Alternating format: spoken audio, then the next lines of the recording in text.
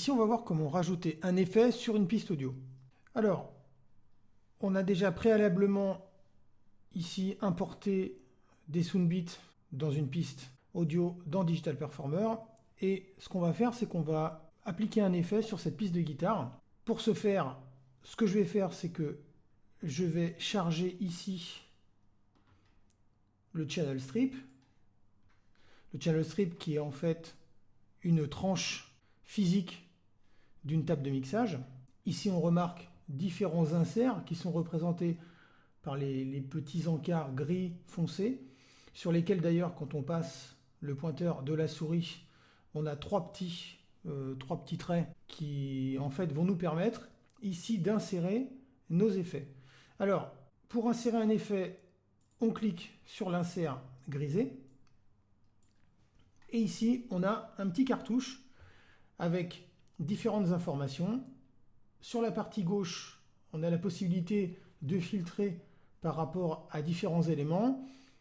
Ici, en cliquant sur All, on aura la visualisation de tous les effets disponibles dans Digital Performer. On pourra aussi avoir accès, ce qui est pratique d'ailleurs, aux plugins récemment utilisés, mais on pourra aussi faire un filtre par catégorie avec différents critères disponibles.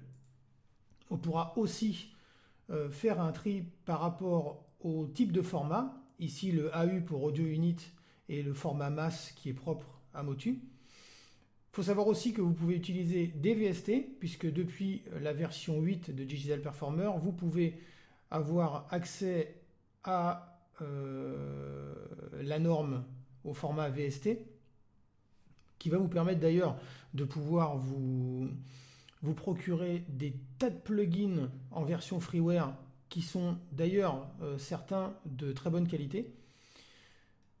Ici, vous avez la user category qui vous permet de sélectionner ici par rapport à différents types de plugins, le plugin de votre choix. Ici par exemple, ce qu'on va faire, c'est qu'on va appliquer un petit effet de reverb sur notre guitare. Pour ce faire, rien de plus simple, je vais aller cliquer ici dans la section reverb. Et ici, j'ai le choix parmi différents types de reverb. Je vais prendre la première qui s'appelle l'Everb. Je vais boucler ici sur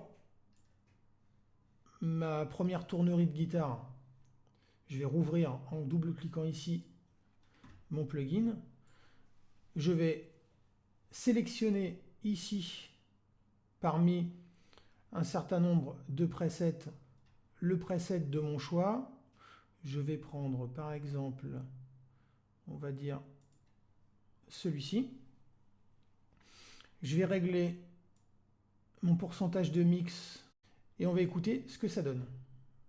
Alors, petite chose importante, ici on a une fonction bypass qui permet en fait de désactiver l'effet et de le réactiver pour pouvoir avoir la différence entre la version brute de notre fichier audio et la version une fois traitée. Alors là, ici, je suis sur Bypass On qui va me permettre d'écouter mon soundbit, c'est-à-dire ma partie audio sans l'application de l'effet.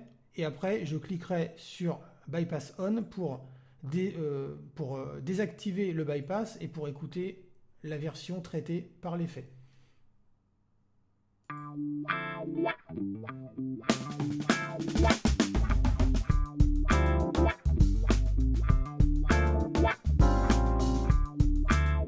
Je vais mettre la piste en solo, ça sera plus simple.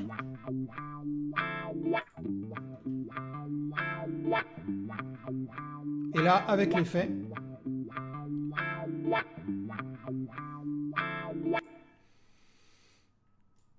alors ici, petite chose importante, ici on a le nom de la piste qui est traitée par l'effet. Ici on en parlera plus tard de l'insert, ça fera partie d'un autre tutoriel.